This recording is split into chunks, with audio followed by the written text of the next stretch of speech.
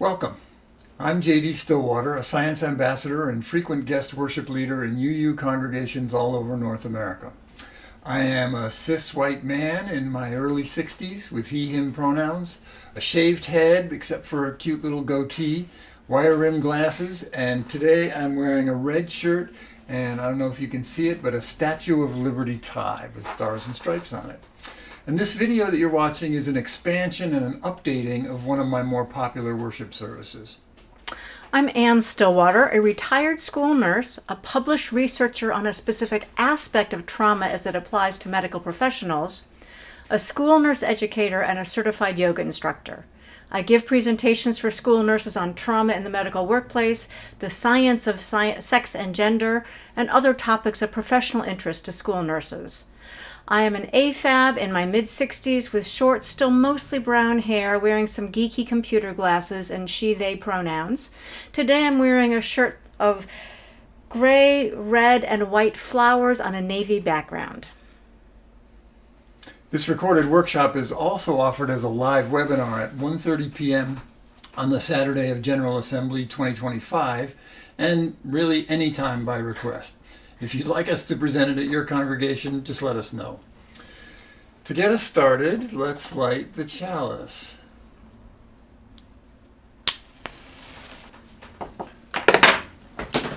With strong resolve and openness to change, we light a fire of commitment in our embracing chalice of community.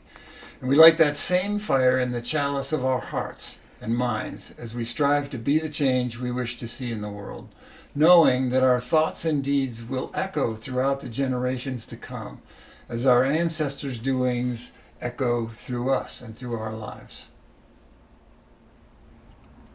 Our opening words are, Actually, I want to tell you that these words come from Joe Bailey from his 2014 book, Mindfulness. And he writes, life equates to being fairly simple at times, although we have the tendency and unbelievable ability to complicate things. So I suggest we go to the basics. Do unto others as you would have others do unto your children. Yes, your children. Because they are the ones that will be left behind to live their lives in the world we have created. Joe Bailey.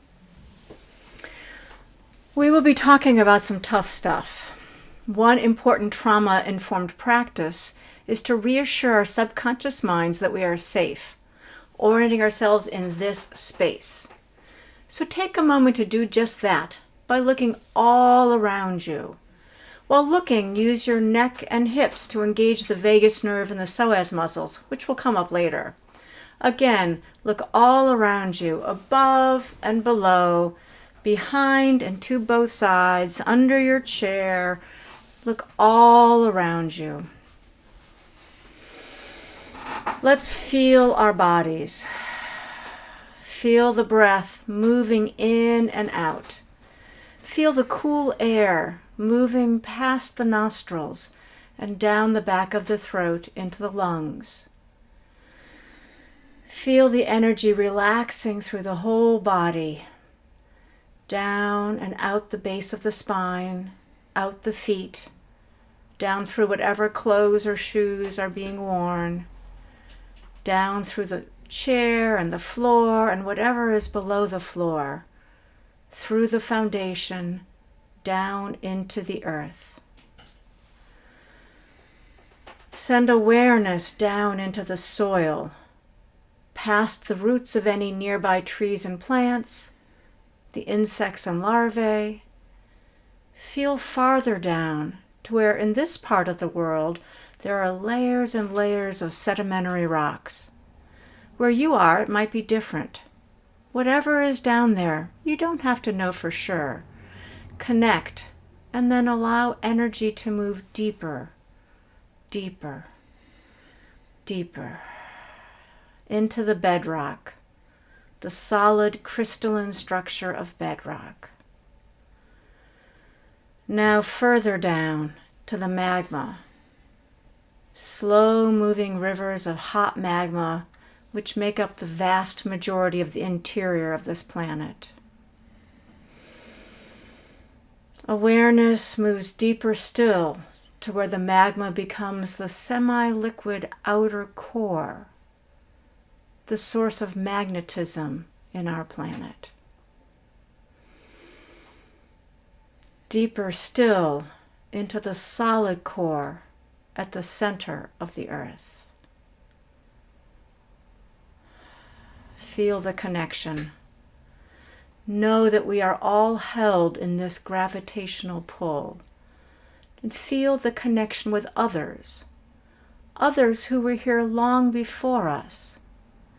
We may or may not know their names or what they called themselves, but let us honor them and their connections to this earth, their stewardship of this land for millennia.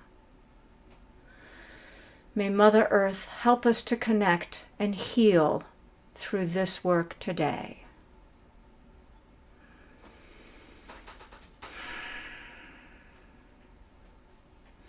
And now let's bring our awareness back into these physical bodies, gently stretching, wiggling the fingers and toes, and most importantly, remembering to breathe deeply and to take care of ourselves if we need to take a break. Bravely moving forward.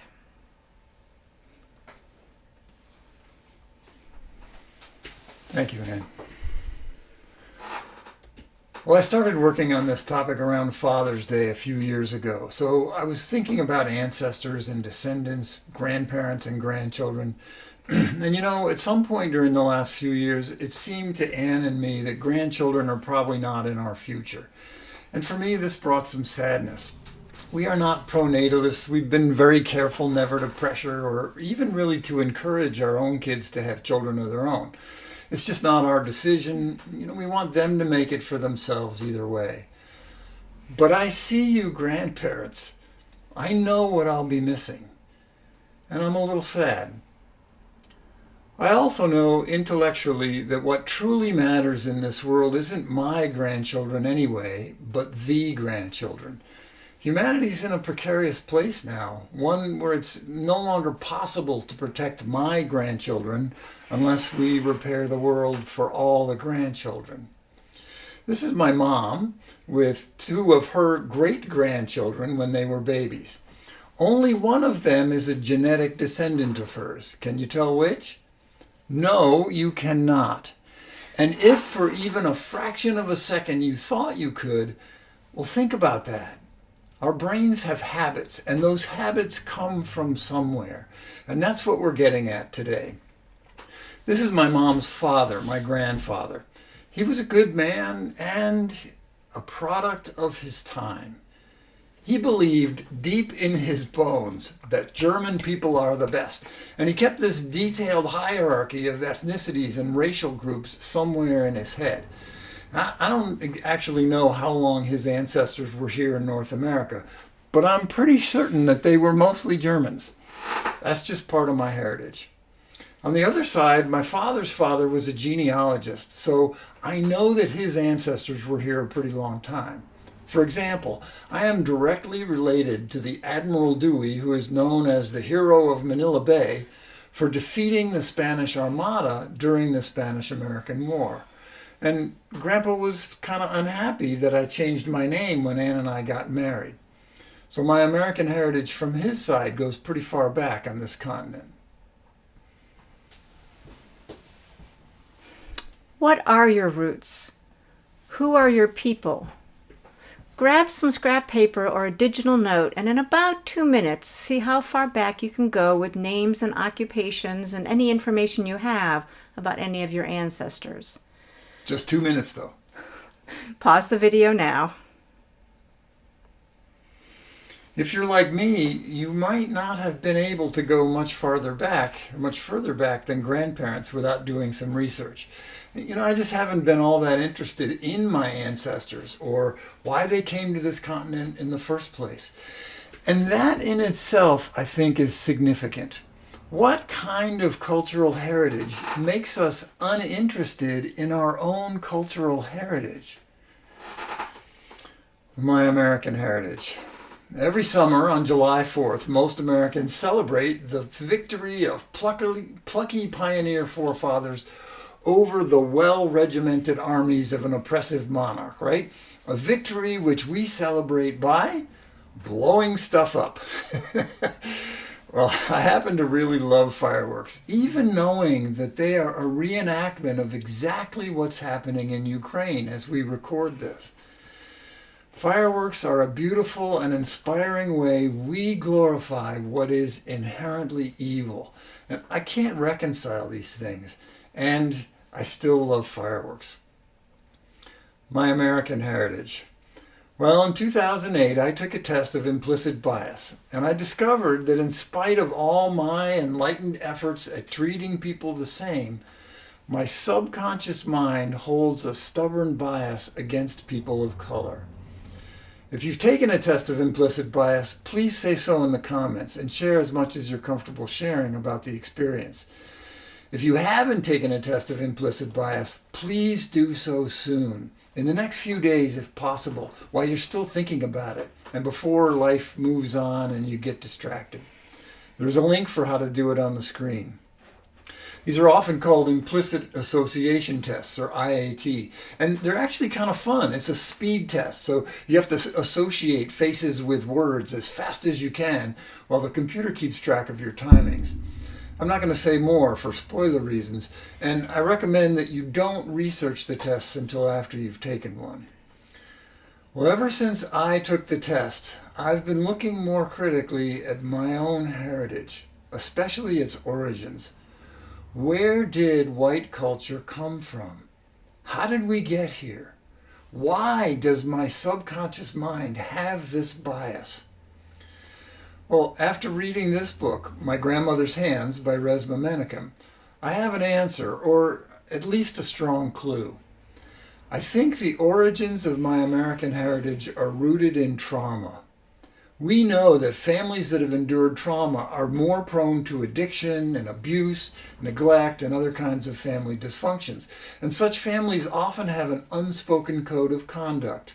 And the 12-step group, Adult Children of Alcoholics and Other Dysfunctional Families, expresses it really concisely. The unspoken code they refer to says, don't talk, don't trust, don't feel, and don't remember. Don't talk about the dysfunctions. Don't trust anyone because traumatized people are unpredictable and violent. Don't feel your feelings because they don't matter and you'll be punished if you express them. And don't remember anything that would undermine the happy family facade because everyone else is just going to deny it anyway. Disney got it right with their movie Encanto. This is a family rooted in trauma. We don't talk about Bruno. We work and we fight and we sulk, but we don't talk, trust, feel, or remember. Take a moment to think about and write down some messages from your childhood that now might seem like don't talk, trust, feel, or remember. For example, were mistakes treated as learning opportunities or causes for shame? Did your family talk openly about conflicts, or was it because I said so?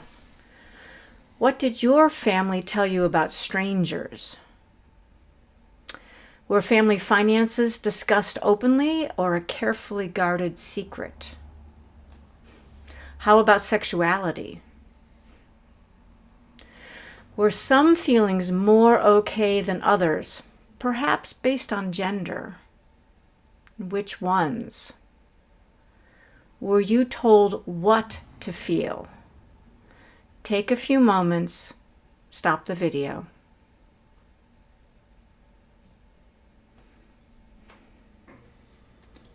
Even when there's no specific trauma we can point to, many families follow this code, a code that reflects trauma sometime in the family's history. When nations are rooted in trauma, this same code applies. We get racial hierarchies, violence and the threat of violence as the only imaginable means of security. We get soul-crushing patriarchies and the kind of shallow nationalism that requires us to forget our own history. And then this manifests as a social culture that idealizes individualism, selfishness, consumerism, neglect of community and the commons, and this strange obsession with bootstraps. So, what's this trauma we're talking about? Just imagine what it was like to live in Europe during the Middle Ages. Brutal, ongoing oppression from people who looked just like you, with routine torture, wars, famines, plagues, cruel punishments for minor infractions that would be trauma-inducing for us to even imagine. Think about the toll the pandemic took on our collective mental health, and then multiply that by constant war and famine and torture, and make it last for 1,000 years, 50 generations. By the time the Renaissance came around, my ancestors were severely damaged, and they didn't even know it. They called it Western civilization. We know a lot about trauma now and the post-traumatic stress symptoms that often follow it.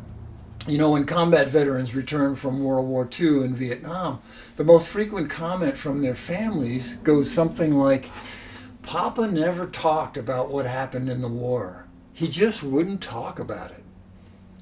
Sounds a bit like don't talk, don't trust, don't feel, and don't remember, doesn't it? Other symptoms of PTSD include hair-trigger rage and lashing out, flashbacks and nightmares, mood swings and intrusive memories.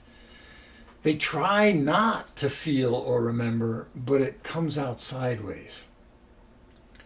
Now imagine that an entire continent emerges from 1,000 years of something as traumatic as combat and begins to send out colonists to conquer and settle other lands. Did you know that until about 1800, a common form of summertime entertainment in Europe and its colonies was cat burnings? Entire villages would turn out. They'd fill a sack with cats and then burn them alive over a bonfire for the sheer hilarity of it. If that's not mental illness, we were damaged, traumatized, mentally ill. And we've never addressed it as a society. So with cat burnings as background, is it all that surprising that my European ancestors could treat other human beings with the same kind of disregard? I believe it's that same mental illness that Tema Okun is getting at in her Characteristics of White Supremacy Culture. Her 9 characteristics are direct expressions of the dysfunctional family code: worship of the written word, fear as a means of control, one right way to be human, fear of conflict, individualism, binary thinking, quantity over quality, urgency, and denial and defensiveness. We'll say a little more on those in a minute. Take a few minutes to list a few cultural traits you learned from the folks who raised you. Make sure your list includes some norms or values that you still embrace, and some that you're working to leave behind. And then, which of your traits and norms do you suppose your own descendants might choose to heal from? Stop the video and take some time with these now.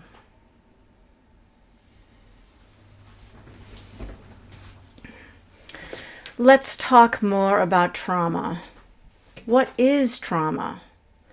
Trauma results from events or circumstances that have lasting adverse effects on the individual's functioning and mental, physical, social, emotional, or spiritual well-being. A therapist told me that a quick definition of trauma is too much, too soon, too fast. Remember, I said we'd be looking at some tough stuff? Well, starting in 1995, Kaiser Health researchers in Southern California began discovering the links between what they called adverse childhood experiences and significant negative impacts later in life. This is a short list of the ACEs. These are sources of childhood trauma. The more ACEs I experienced, the more likely I am to also experience health challenges as an adult and a shorter life expectancy. Awareness of my ACEs allows me to do healing work to decrease their impacts. I learned about this along with some trauma-informed practices while working in several different school districts. We were urged to consider these as we interact with our students and their parents. We were also reminded that we and our coworkers may have multiple ACEs. We'll say more about how trauma affects our brains in a minute. At this point, you've probably seen or heard the word epigenetics somewhere. I think it might be related to how medieval trauma could affect me today. So I want to share a little bit about epigenetics.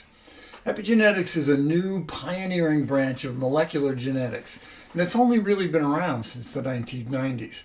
So, in school you probably learned about how genes are encoded by DNA and how those gene blueprints determine all your physical features and some mental and emotional traits too. But that's not the whole story. Our genes come with packaging, and the packaging helps keep the DNA organized. And for decades, we thought that packaging was inert, that it had no role in our development. But it turns out it plays a fairly active role in regulating gene expression. Genes get turned on or turned off, or they're more or less active based on aspects of the packaging. And the packaging can be inherited. That's called epigenetic inheritance because your genes, the DNA itself, may not change from generation to generation, but its activity can be changed in a way that is passed on. So what's this got to do with trauma? Well, the seminal experiment on this was just done in 2013. The experimenters exposed mice to acetophenone, which smells like cherry blossoms, just for a few seconds, during which they gave the mice a harmless but painful shock to their feet. And they did this 5 times. A whiff of the cherry blossoms, shock to the feet, 5 times. The next day, 5 more times, and again on a 3rd day. That's it. Then they let the mice live out their lives, including mating and having babies. When the baby mice were grown, they exposed them to that same smell, and they immediately became anxious. Their heart rate and blood pressure rose, and their behavior looked like panic. Well, a whole generation later, the grandchild mice reacted the same way to the smell of cherry blossoms. So, they kind of scratched their heads and ran the experiment again, but this time they isolated the babies from the parents at birth. Same thing. They used in vitro fertilization and surrogate mothers. Same thing. And these were just harmless shocks over 3 days. This result was so surprising and potentially so relevant to who we are that the field has just exploded with new studies. So now there are hundreds of studies on epigenetically inherited effects of trauma. And it's not simple or clear-cut. There are lots of factors, and not all traumas and not all stimuli show up as dramatically as this experiment with the mice. And of course, we can't repeat that experiment using humans. But the concept has electrified the relevant sciences. Have you ever experienced something like the mice in the cherry blossom experiment, where your instinctive reaction felt irrational and just out of the blue? Take just a few minutes to consider this. Make some notes so you can process it later. Stop the video now.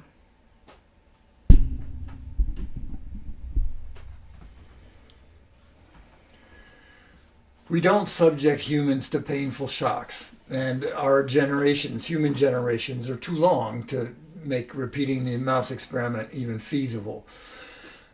Unfortunately, though, history offers a lot of alternative ways to study this in humans. Subject populations include Syrian refugees, Holocaust survivors, victims of famines, witnesses of the Rwandan genocide, and victims of domestic and community violence. Human studies on epigenetic transmission of trauma are kind of inconclusive. there are clear epigenetic changes that are detectable in children and grandchildren from trauma experienced during pregnancy. And here's why. Fetuses are also exposed to any trauma that affects a mother's body during pregnancy. So the developing fetus experiences a similar stress response as the mother.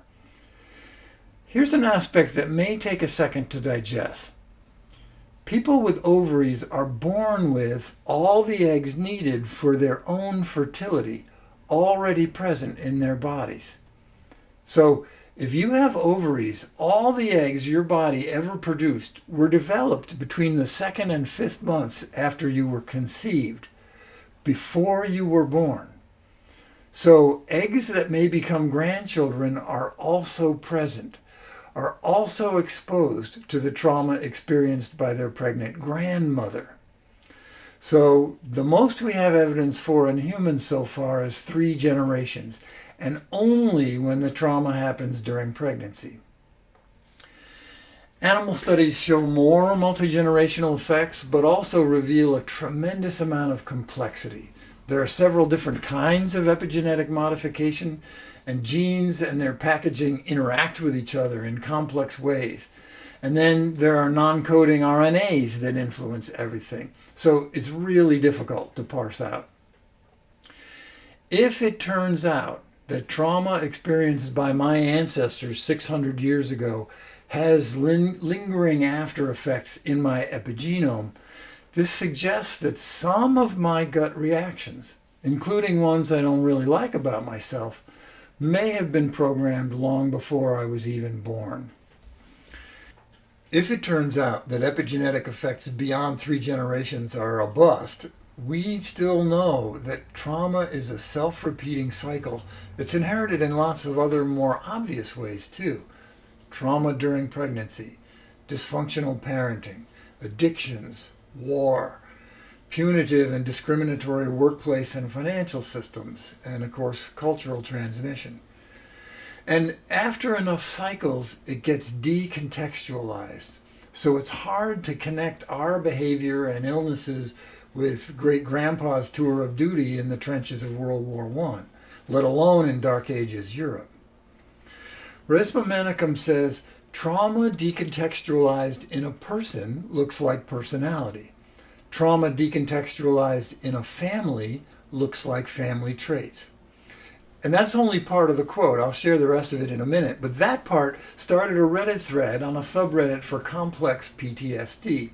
And this user who goes by the username Friendsky responded, quote, "This would explain why my family has grown to see narcissism as the only way to live. Our entire family legacy is shaped around being as cold-hearted and successful as you can be. If you don't bring glory to the name, then you are essentially tarnishing the family crest. But when I found out that this trend in my family tree began with a period of extreme starvation and poverty, it made a lot of sense." End quote. Resmaa Manakem's quote continues, "Trauma decontextualized in a people looks like culture." And the connection he makes in his book is that our modern global culture, and specifically Euro-American culture, is rooted in the trauma of medieval Europe. And that trauma informed and shaped my Euro-American heritage and allowed my ancestors to brutalize and exploit indigenous people everywhere they went, initiating a self-repeating cycle of intergenerational trauma and dysfunction that continues today.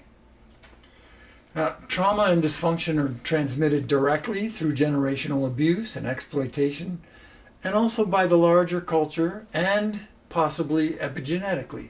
So it's deeply embedded in our bodies, in our minds, our emotional responses, our language, and our religious traditions. Explains a lot, doesn't it? So what do we do now? Knowing that all of us are affected by this, what I've started calling post-medieval stress disorder, how do we honor the grandchildren? How do we release them from this cycle? One thing we can do is teach them about trauma and what it does in our brains. Okay, who else doesn't remember the names of all these parts of the brain? I suspect most of us have heard of the fight or flight response in the sympathetic nervous system, but maybe not the feed and breed or rest and digest, the parasympathetic nervous system. These are old evolutionary patterns that helped us survive. The parasympathetic nervous system is complementary to the sympathetic nervous system. When we are in fight or flight mode, it compromises our ability to rest and digest. The vagus nerve that runs from our throat down to our gut is the primary conduit of the parasympathetic nervous system. Remember how at the start I encouraged us to move our torsos, hips, and neck while orienting ourselves for safety? This is to activate the vagus nerve and also to connect the upper part of our body to our legs by using the psoas muscles that run from either side of the back down through the pelvis to the top of the legs. To calm us down and feel more whole, to invoke the parasympathetic nervous system. The limbic system in the center of our brains sends out neurohormones that activate most of our unconscious emotional reactions in the nervous system. When our emotions are traumatized, when our limbic system perceives a serious threat, the acute stress response here is activated, and we can only fight, flee, freeze, or put on a facade. Even when the threat is not physically and or currently present, past trauma can get triggered by something that feels similar, like the smell of cherry blossoms for the mice. When that happens, we can't access our thinking brain, the cerebral cortex, that white part on the outside. That was a lot of words. Dr. Allison Jackson explains this really well and has given us a great tool to use with our young people and with ourselves. So I want to talk for a minute about how to teach the brain.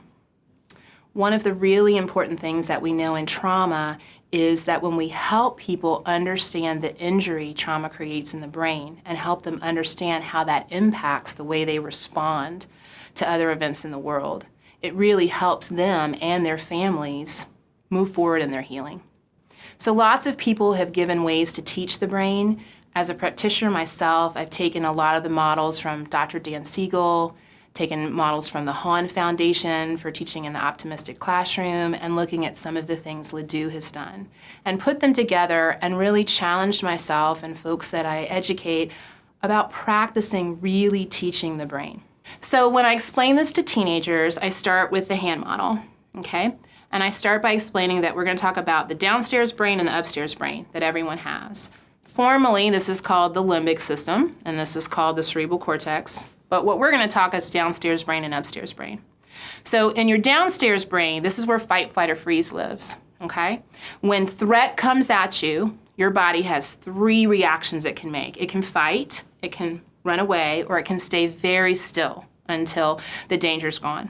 That's what this brain does, okay? This part of the brain. What's up here, the upstairs brain, its job, among many other things, is to solve problems, to help you calm down, solve problems, okay? And to tell the downstairs brain, I got this. We're going to be okay. There's another solution. So what happens a lot of times to kids who've experienced trauma is if you think about these like muscles, because you've gone through a lot of threat, this downstairs part of the brain's been doing push-ups your whole life, okay? So this part of the brain's really strong. The part of your brain that solves problems hasn't had as much exercise because you've had to be really strong to be a survivor, a thriver. So what happens is that the brain gets what I call emotionally hijacked. This downstairs brain comes up on top of this brain, it takes over, okay? So the downstairs brain's in control. And so you fight, you run, you freeze. The only things that work when you're down here are things that calm you down. So we call them self-regulation skills. And that happens from connection. Somebody talking to you, helping you breathe, helping you feel your body calm down. Once that happens, then the upstairs brain can come back, and then you can solve problems. So that's how I try to explain to teenagers the downstairs brain and the upstairs brain. and what happens to them when they experience a threat. With young children, what I've found is they like animals. When I say young, probably 3 to 8 years old. Sometimes teenagers like it too. And so what we call this is the downstairs brain, that threat center again, is what I call the barking dog. If you think about when any noise or threat makes, usually a dog will bark. So this is the barking dog, okay?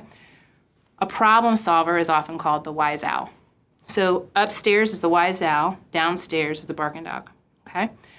When the dog barks, the owl flies away.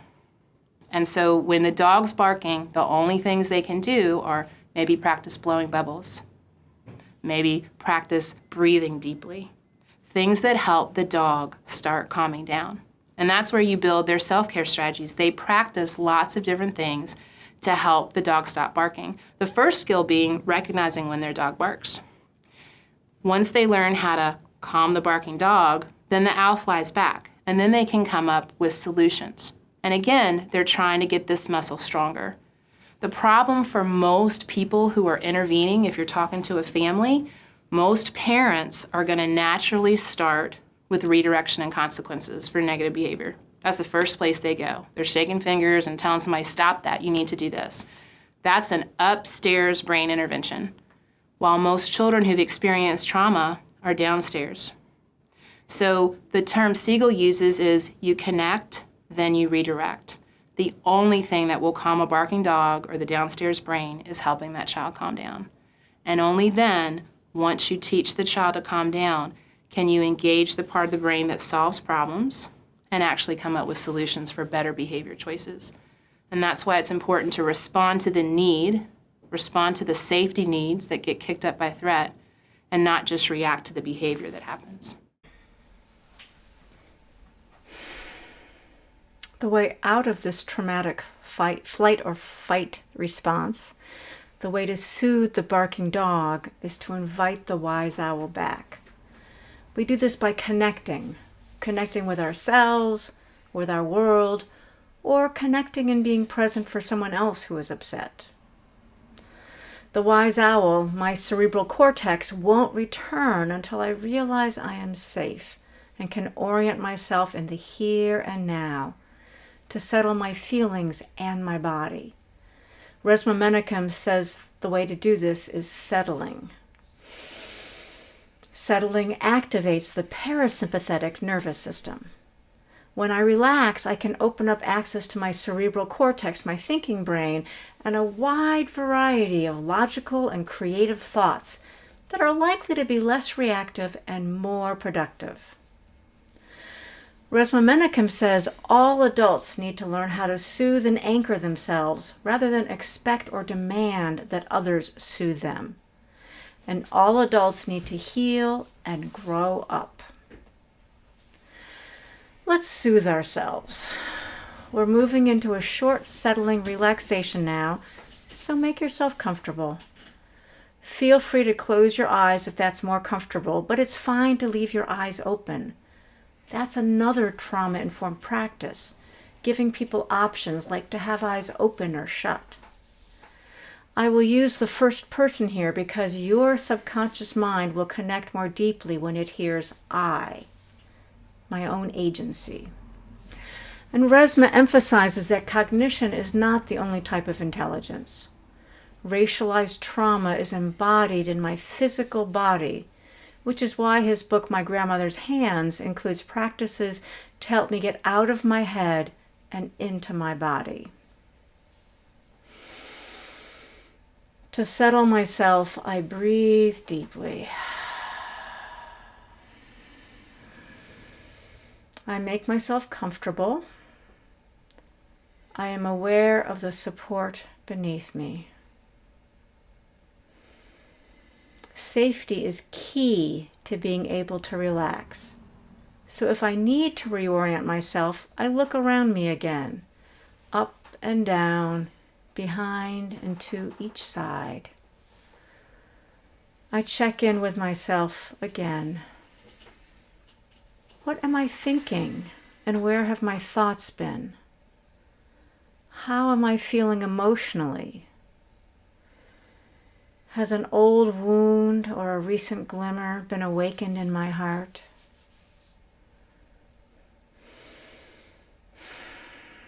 What is going on in my spirit? Do I feel connected to something bigger than myself? And how is my body feeling? Are my shoulders relaxed? Can I breathe a little bit more slowly and deeply?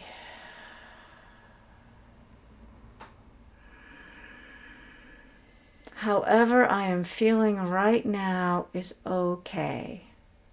I accept who I am in this present moment.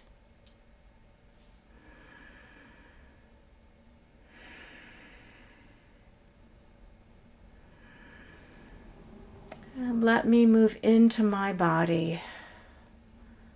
Let me move in my body. The next time I breathe out, I curve forward a bit. And as I breathe in, I arch up and back. And I go back and forth this way for a few more breaths. Exhaling and curving forward. Inhaling and lifting my head and chest and allowing my chin to lift up if that works for my body today. And I can add my shoulders into the mix, circling them forward as I bring my head down, and circling them back as I also pull my shoulder blades together, inhaling back up. However slow or fast I want to breathe is fine. As I continue a few more cycles of breathing and moving. And I might want to add some sounds with a hum or a deep sigh out as I come forward.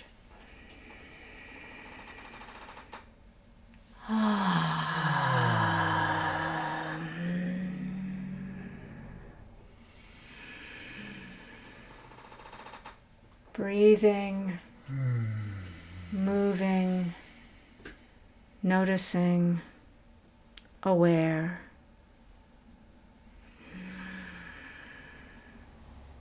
Breathing, noticing, moving, aware.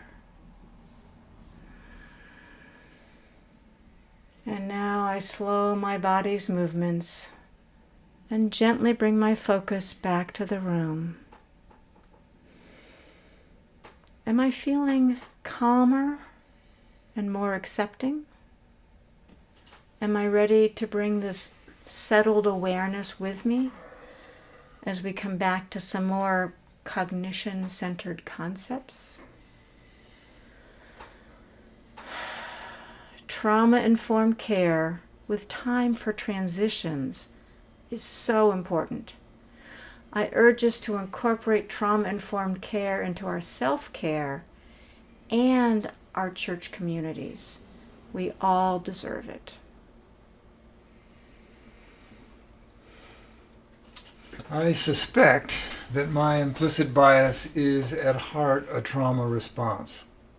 When I see a person of color, maybe my brain instinctively registers a threat and then suppresses my ability to use my rational thinking brain.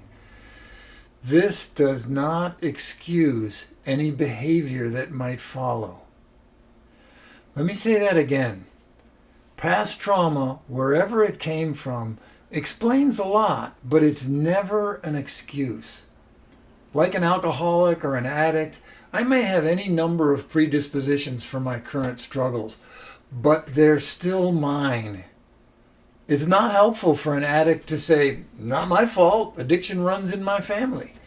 Their addiction is theirs to recover from. No one else can do it for them. This is where a lot of people misunderstand anti-racism work. It's not about blame and shame. When we talk about the legacies of slavery and colonization, and people defensively say, "I wasn't even born then," My response is, no one says you were. You're not personally responsible for the horrors of history. This work is about facing some uncomfortable facts and taking responsibility for the future we're creating. We are creating the future every moment with every gesture. So the question remains, what else in addition to trauma-informed care that we can offer to one another, what else might help us break this cycle? Well, I think we have to thoughtfully interrogate our own cultural heritage. For example, raise your hand if the extreme consumerism around Christmas bothers you. When I do this with live audiences, almost all the hands go up. Now, keep your hand up if you're still participating in it. Yeah, almost all of them stay up, right? I think we've got to pay attention to those nagging feelings and follow them to a new way of being American, a new way of celebrating winter holidays. That's an act of love for the grandchildren. We can start to identify the aspects of our culture that look like decontextualized PTSD. And Tema Okun's characteristics of white supremacy may be a place to start. I think we have to break the rules that we inherited from our dysfunctional families and cultures. We have to talk about uncomfortable subjects. We have to trust our neighbors and people that we reflexively regard as other. We have to feel our feelings and honor them. Find out what they're trying to tell us. And we have to remember the foolish and evil stuff in our heritage along with the glorious triumphs. There are glorious triumphs, and their celebration will be so much more meaningful if we remember honestly and authentically the missteps and the errors and the awfulnesses that taught us to reach for them. Remembering it all requires weathering some personal discomfort about myself and my heritage. Resmaa Manakem says, and this is a long quote, so it's all him until I say end quote. I think what it means to be human is to realize that we are ever emerging and that we are not machines. We are not flesh machines. We're not robots. We come from and are part of creation. And that cannot just be something we talk about when we go to a yoga retreat. That it has to be a lived, emergent ethos. One of my ancestors, Dr. King, talked about how people who love peace have to organize as well as people who love war. And for me, what that means is that it's about work. It's about action. It's about doing. It's about pausing. The reason why we want to heal the trauma of racialization is that it thwarts the emergence. End quote. So we have these intersecting threads. Research on direct trauma and its effects on our bodies.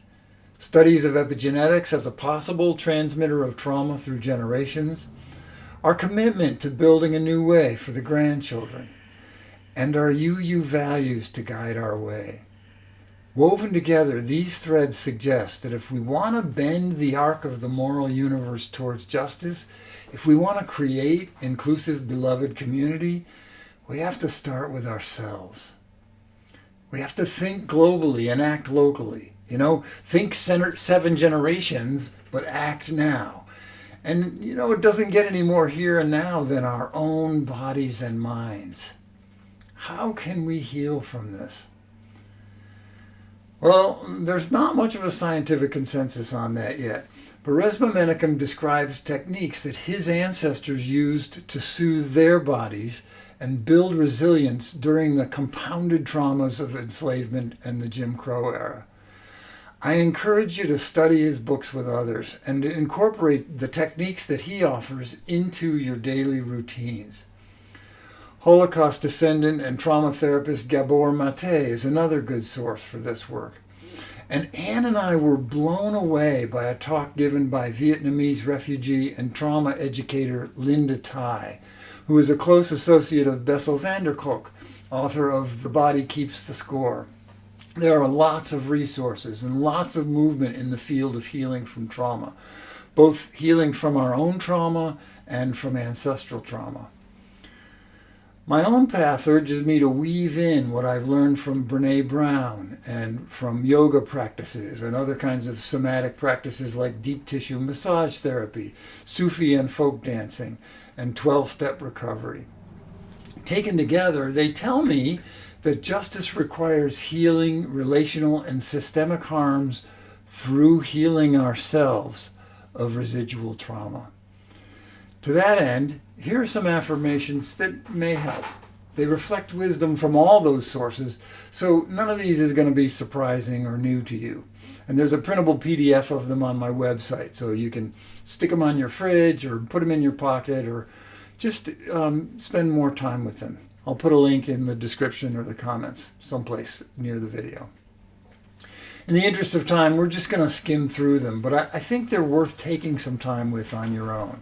Ann's going to read each affirmation, and then I'll add some commentary on each one. Justice requires healing.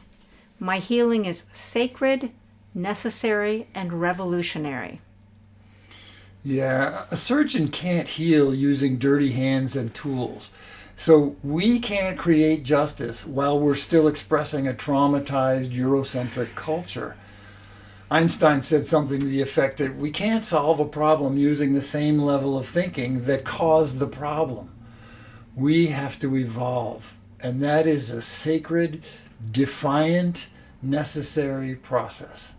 And, progressives don't get a pass just because we think we're the good guys.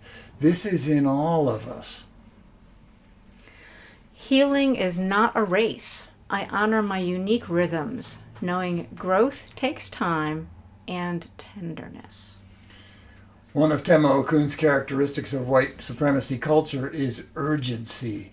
And our economic system insists on it, right? Time is money. So we think it's normal to be frantic all the time. It's not. It's not healthy. I am whole even as I heal. I am enough even as I grow. Even the most broken among us have inherent worth. The trauma response is defensive. Evolution gifted us with it because it bestows survival and resilience. Our personal and cultural defects served a purpose at some point in the past, a purpose that's no longer relevant. It's just no longer helpful. My worth is not defined by my productivity, perfection, or performance. Any other workaholics in here? If my only value is in what I accomplish, then productivity becomes all that matters. So we end up prioritizing work over family, over rest, over play. It's a natural expression of equating progress with more, right? More stuff, more comforts, more power, quantity over quality. But we are so much more than our products. Brené Brown says, quote, "It takes courage to say yes to rest and play in a culture where exhaustion is seen as a status symbol." End quote. I am allowed to feel all my emotions. There is no shame in my pain. We don't handle grief very well in our culture. Urgency means we give each other timelines, saying stuff like, just get over it, move on with your life.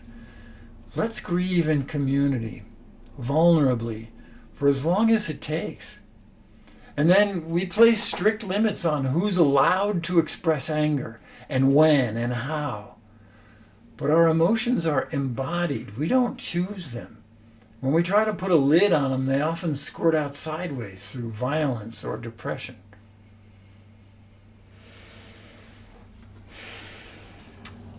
I reject shame as a tool for growth and choose compassion for myself and others. Shame is easy, but recovering addicts will tell you that when it comes to growing beyond our worst instincts, Gratitude just works better than shame. Shame makes things worse. Love demands compassion, including compassion for myself. And I'm often last in line for my own care, for my self-care. And I think that reflects our culture's worship of productivity.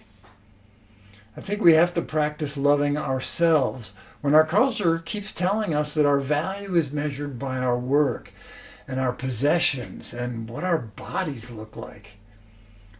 Combating that, defying that, is revolutionary. My body carries wisdom as well as wounds. I listen to it with curiosity and care. How do I feel right now?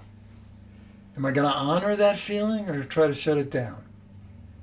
Urgency and the dysfunctional code kind of encourage me to ignore my body's wisdom.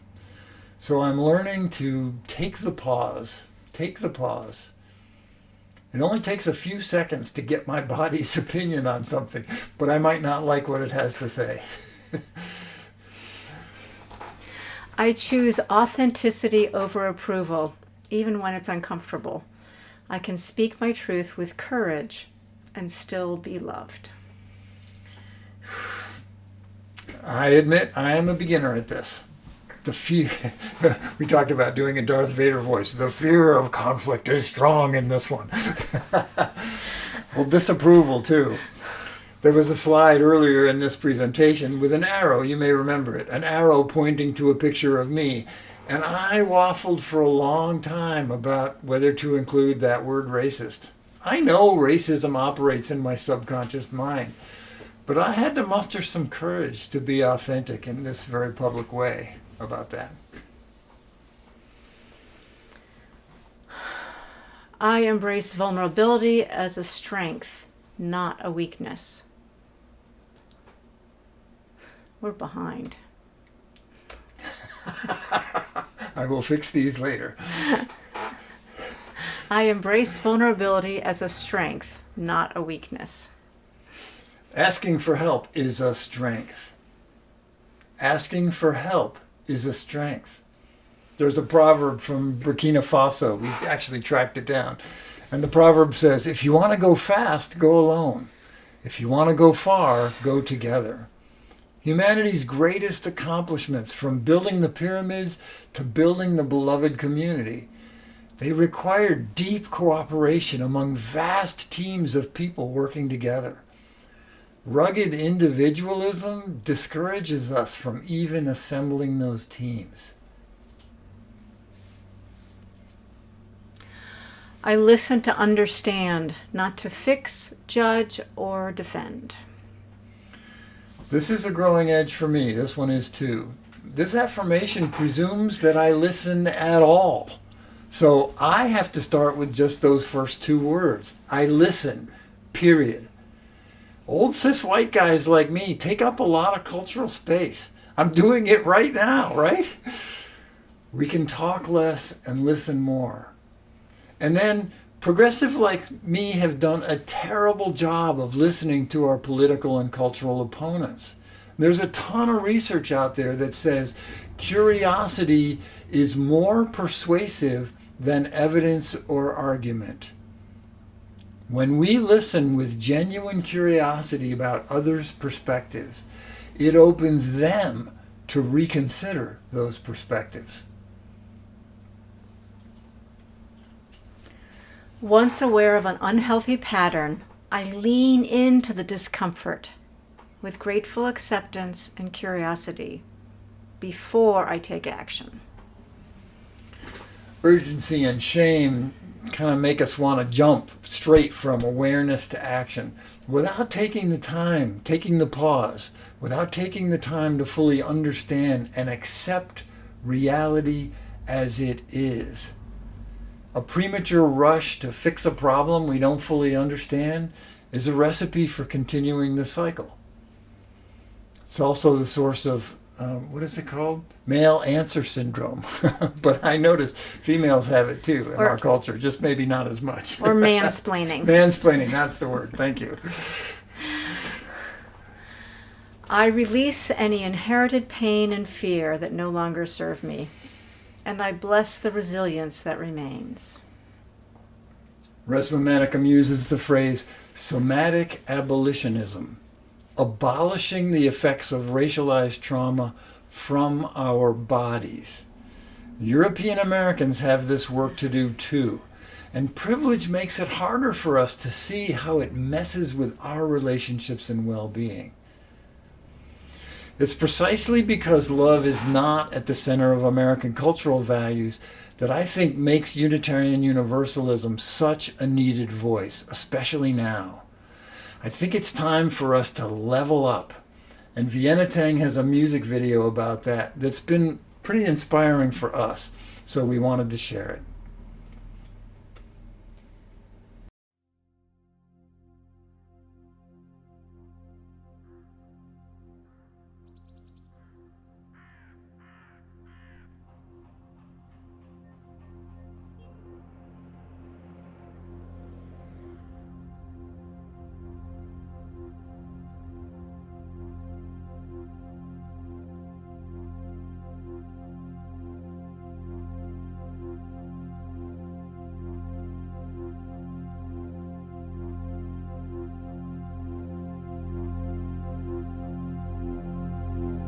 So come out, you have been waiting long enough. You're done with all the talk, with nothing on the table. It's time to come on out. There will be no sign from above. You'll only hear the knock, knock, knock of your own heart, a signal. If you are afraid, come out. If you are awake, come out and level up.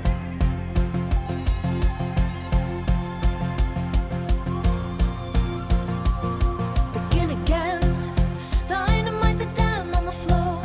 Your body feels the talk, time as it hammers. Lord, we are cinders from a fire burning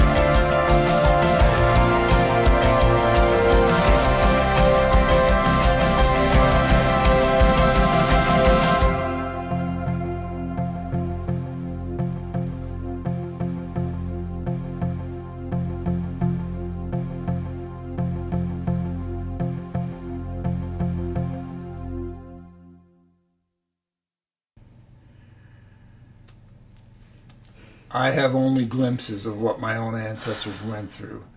But I'm aware that almost every immigrant to this continent came here as a refugee from some kind of trauma, from religious persecution, famine, extreme poverty, war, genocide, or enslavement. And Native Americans are refugees from all of those traumas, but inflicted on them in their own land. It's in all of us, and the cycles continue.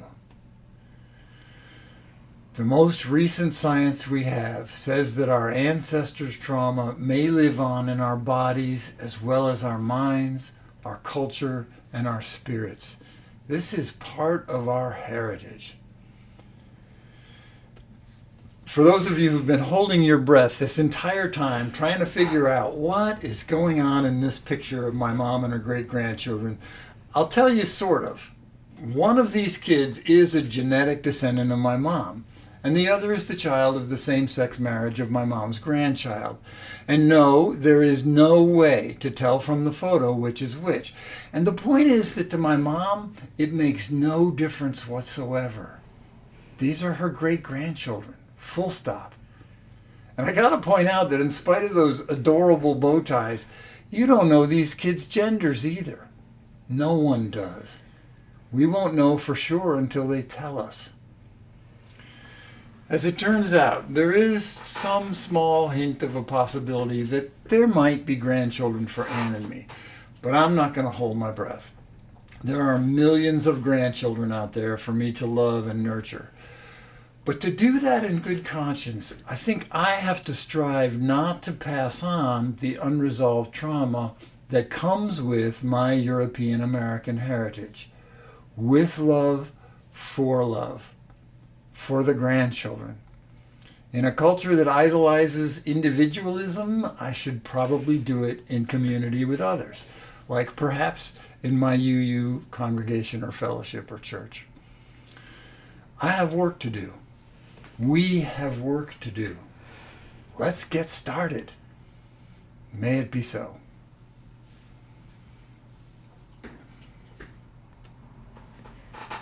As we extinguish this physical flame, the fire in our hearts burns yet brighter with our resolve to keep love at the center of all we do. Thanks for being here. I encourage you to check out my website, and for more on Ann's guided meditations or to learn about her presentations for school nurses, please visit annstillwater.com. And again, for a printable copy of the affirmations, I'll put a link somewhere in the comments or the description or something. Thanks, everybody.